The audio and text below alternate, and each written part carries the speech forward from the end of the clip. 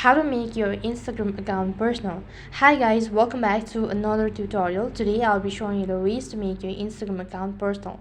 So to switch your professional account to your personal account is very simple. First of all, to begin with, update your application. For that, you need to go to your Play Store, and once you open up a Play Store, on the search box type in Instagram. So after you type in Instagram, instead of open, if you see update, which indicates that the app needs to be updated. After the app is completely updated, click the open button and then log in into your account. Once you're logged in, go ahead and tap the profile icon from the bottom right. After that, you'll need to go ahead and tap the tab bar icon. Once you do that, a drop down menu appears. From the list, go ahead and tap on settings and privacy. So now what you'll have to do is you need to scroll down a bit, and if you have a professional account, then you'll be able to find this option as for professional. Under it, click on creator tools and control.